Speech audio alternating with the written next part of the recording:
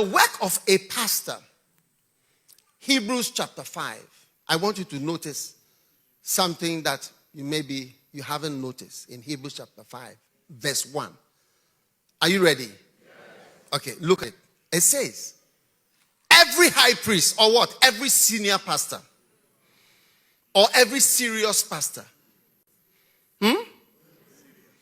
Serious pastor. Is taken from among men. Now, my future pastors, they were singing. A lot of them were in the choir. Yes. A lot of them were in the choir. Singing, Jesus, Savior of the world. A lot of them were in the choir.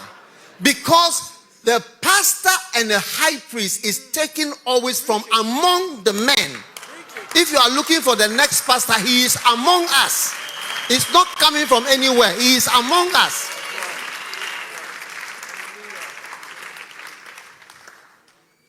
And the dancing stars, no, I've not forgotten about you.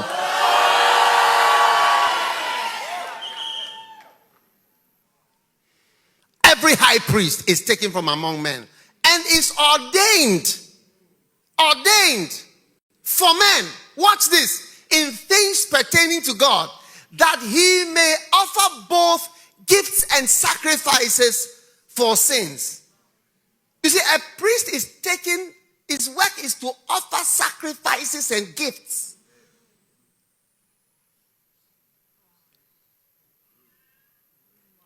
Look, when you see a pastor, my work is to make you present gifts and sacrifices to God. That's why you see me calling you, give your life, come be a missionary. Go here, I'm making you to sacrifice your life. And that's why you see me taking offerings. It's my work. See, a pastor who doesn't know what he's doing and doesn't know how to do the ministry, they are the pastors that don't have a good income in their church. Because they don't know how to take the gifts and sacrifices. Yes. That's a basic reality. You see churches, you have 200 members and there's no money in the church. Yes. And there's no money to do anything. Any church activity, anything to do with church growth, church work, crusade, evangelism, anything involves money. Maybe you don't know. Maybe you don't know how much is involved. Church growth involved money. But for the sake of context, let's read verse 2. Hello? Yes. Who can have compassion on the ignorant and on them that are out of the way, for that he himself is compassed with infirmity? Not everybody can have compassion. You see, not everybody feels sorry for people that are ignorant. Recently, I was praying for some orangus, and somebody told me that I don't understand you, why you are praying. But you see, you need a certain compassion. I look at this person, they are destroying themselves or have destroyed themselves and made themselves into nonsense. Satan has finished them, giving them a delusion to believe, and they have followed the delusion to its conclusion. Oh. But you see, a high priest, he has compassion on them that are ignorant and them that are out of the way. Yes. For that he himself is compassed with infirmity. Verse 3. And by reason thereof, he ought us for the people also to offer for sins. Verse 4. And no man takes this honor. It's an honor for me to encourage you to make sacrifice. To encourage you to make sacrifice. To fast for 21 days. It's my work to make you sacrifice and to make you offer to yourself, offer for yourself, offer yourself to God, to sacrifice for God, to sacrifice for the ministry.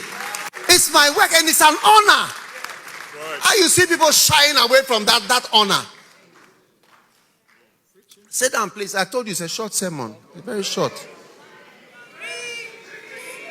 Listen. Hebrews chapter 5 tells us that the work of a priest is to make the people sacrifice. That's why I said to the people that this year I'm going to I'm going to make you rich. Because see, in First Love Church, I've never even done fundraising, giving envelopes before for 12 years. I realized that I've deprived them. I've deprived them. Oh, yes. We see, we've had a church where we never even took offerings. I thought I was sort of psychedelically spiritual. So, we don't take offering, because I'm a medical doctor.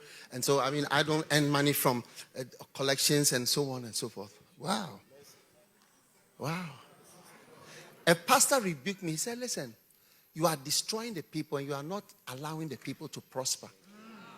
Yes, an American pastor. He sat me down. He told me, he said, you are harming your people.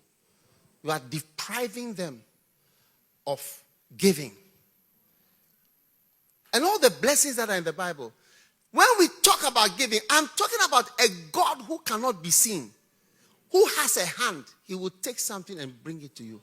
Take something and bring it to you. Take something, bring it to you. Take something and bring it to you.